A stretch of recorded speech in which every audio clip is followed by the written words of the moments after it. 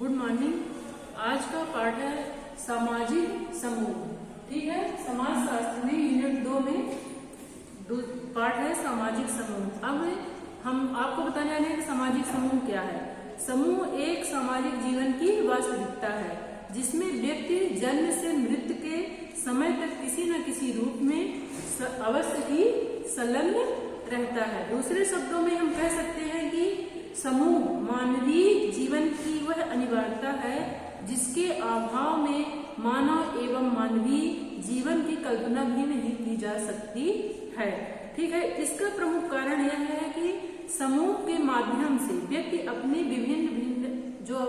विभिन्न प्रकार की जो आवश्यकताएं हैं पूरा करने में सक्षम रहता है।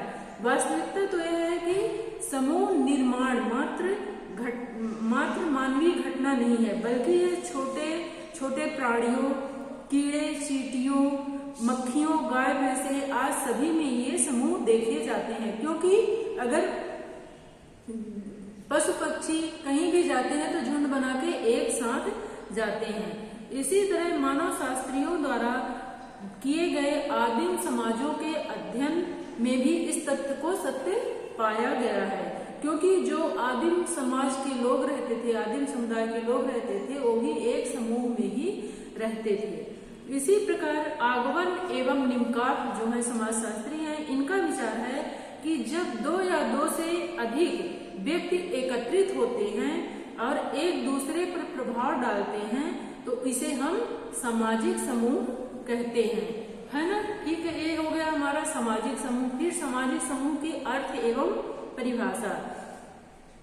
सामाजिक समूह का सामान्य अर्थ है कि जब 2 या 2 से अधिक व्यक्ति किसी भी कारणवश एक दूसरे से प्रत्यक्ष एवं अप्रत्यक्ष प्रकार्यात्मक संबंध रखते हैं तो ऐसे संगठन को हम समूह कहते हैं। इसी तरह social theory and social structure ने लिखा है कि एक समूह व्यक्तियों का संकलन तो होता है तथा उसमें अनिवार्य रूप से सामाजिक संबंध भी होते हैं, किंतु इसके साथ सामाजिक संबंधों की अंतःक्रिया का होना भी आवश्यक है। इसी तरह जो हमारे सभी समाजशास्त्री ने अलग अलग सामाजिक समूह की परिभाषाएं दी हैं। मैकाइवर एवं पेज के अनुसार समूह से हमारा तात्पर्य मनुष्यों के उस संग्रह से है जो एक दूसरे के साथ सामाजिक संबंध स्थापित करते हैं। फिर है सामाजिक समूह की विशेषताएं। क्या है सामाजिक समूह की विशेषताएं? सामाजिक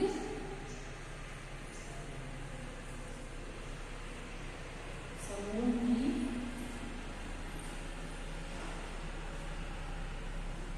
विशेषताएं।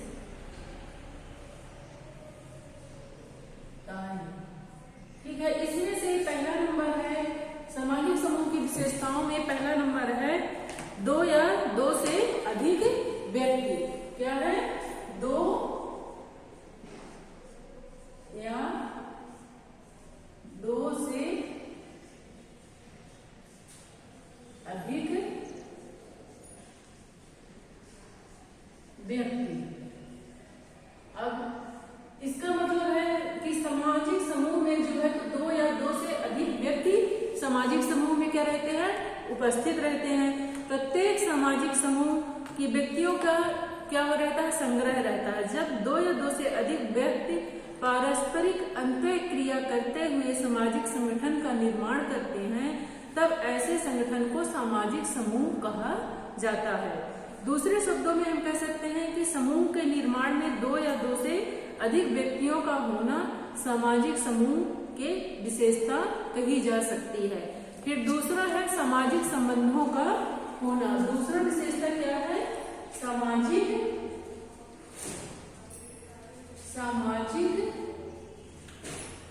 संबंधों का होना। अब हमारे समूह में सामाजिक समूह में क्या है कि व्यक्तियों में एक दूसरे के प्रति सामाजिक संबंधों का होना बहुत जरूरी है, क्योंकि सामाजिक संबंध में प्रत्यक्ष या अप्रत्यक्ष रूप भी हो सकते हैं। दूसरे अर्थ में सामाजिक समूह के निर्माण के लिए प्रत्यक्ष या आमने सामने का भी संबंधों का होना आवश्यक है। फिर तीसरी विशेषता क्या है? समान हित, स्वार्थ या उद्देश्य।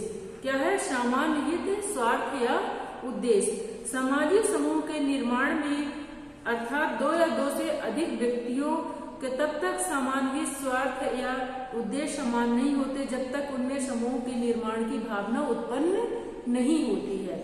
फिर चौथा नंबर है समूह की संरचना।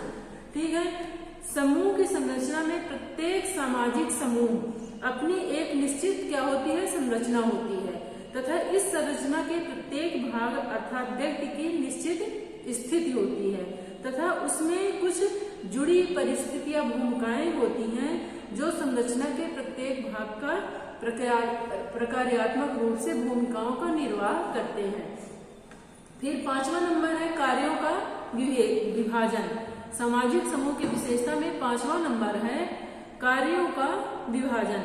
प्रत्येक सामाजिक समूह में उसके पारस्परिक संबंधों के द्वारा एक दूसरे से जुड़े रहते हैं, लेकिन इसका अर्थ यह नहीं है कि सभी सदस्य एक ही प्रकार के कार्य करते हैं, क्योंकि वास्तविकता यह है कि सभी सदस्यों का कार्य अलग अलग होता है, अलग अलग ढंग से ये कार्य किया जाता है।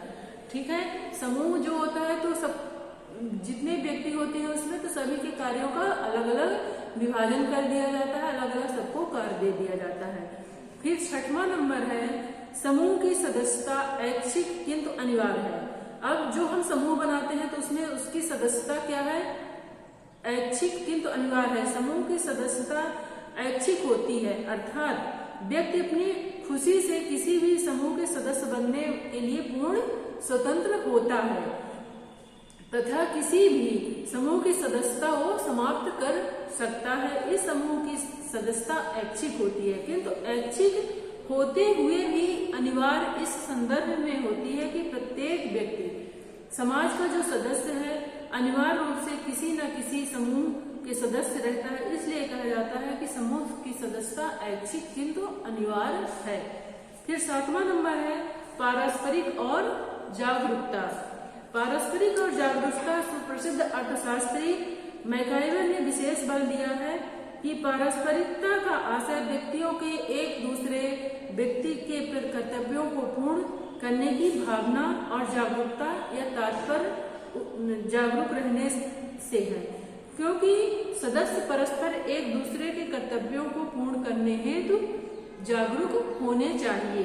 फिर आठवां नंबर है हम की भावना, फीलिंग ऑफ वी।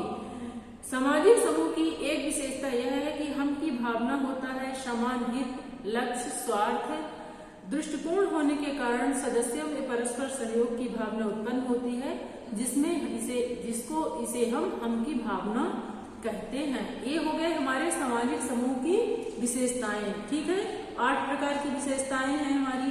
फिर हम सामाजिक समूहों का वर्गीकरण भी करते हैं।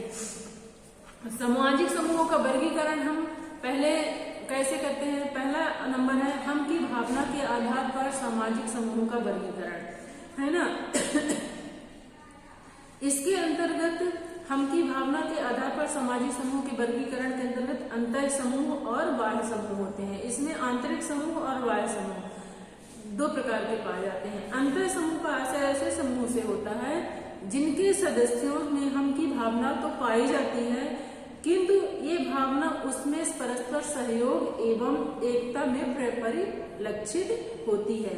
मैकाइवर एवं पेज का कहना है कि हमारा परिवार, हमारा पड़ोस, हमारा नगर, हमारा गांव, हमारा प्रदेश, हमारा राष्ट्र हमारे लिए क्या है? अंतर समूह है।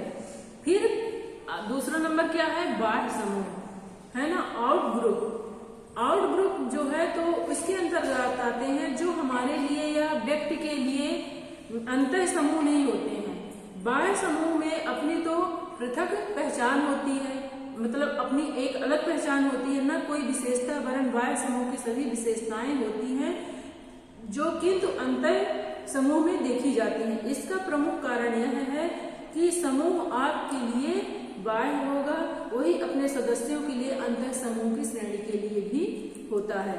बाह्य समूह, जबकि जैसे मान लो कि हम सागर नगरवासी सागर विश्वविद्यालय के लिए विश्वविद्यालय को क्या मानते हैं, समान मानते हैं, अतः इसके लिए अंतर समूह है, जबकि इलाहाबाद दिल्ली निवासियों के लिए ये बाह्य समूह होगा।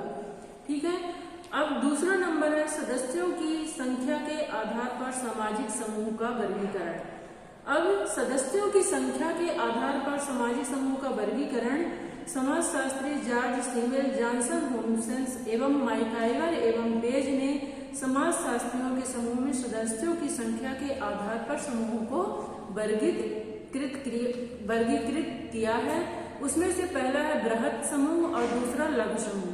बृहत समूह के अंतर्गत राष्ट्र, नगर, महानगर को रखा जाता है और लघु समूह जो है तो परिवार, पड़ोस, स्कूल, क्लब, खेल आदि को रखा जाता है। फिर तीसरा नंबर है स्थायित्व के आधार पर सामाजिक समूह का वर्गीकरण। सामाजिक समूहों के संदर्भ में इनकी प्रकृति को देखते हुए अर्थात स्थायित्व के आधार पर वर्गीकृत किया जा सकता है। समाज में कुछ ऐसे समूहों को देखा जाता है जिनमें परिवार, नातेदारी, शैक्षणिक समूह के अंतर्गत ये आते हैं। फिर चौथा नंबर है सामाजिक संबंधों के आधार पर सामाजिक समूहों का वर्गीकरण। सामाजिक संबंधों के आधार पर सामाजिक समूहों का वर्गीकरण में प्रत्येक समाज में प्रत्येक काल एवं युग में सदस्यों के सामाजिक संबंध जो होते हैं उसके आधार पर परस्पर विभिन्न प्रकार के संबंध पाए जाते हैं। इसमें से कुछ संबंध स्थायी, दीर्घकालिक तथा निस्वार्थ होते हैं। फिर पांचवा नंबर है प्रकार्यात्मक आधार पर सामाजिक समूहों का वर्गीकरण। प्रकार्यात्मक संबंधों के आधार पर सामाजिक समूह का वर्गीकरण किया जाता है। परिवर्तनशील समाज में व्यक्तियों के मध्य संबंध, संपर्क एवं अंतःक्रियाओं की दायरा इतना विकसित कर दिया है कि परंपरागत समूह से निकलकर समाज के अन्य प्रकार्यात्मक संपर्कों तथा समूहों पर आश्रित होता जा रहा है। ठीक है। इसमें जैसे प्रकार्यात्मक समूह के मुख्यतः मनोरंजनात्मक समूह, राजनीतिक समूह, शैक्षणिक समूह, व्यवसायिक समूह, कलात्मक समूह आदि इसके अंतर्गत आता है। ये क्या हो गया हमारा सामाजिक समूहों का वर्गीकरण। ठीक है। धन्यवाद।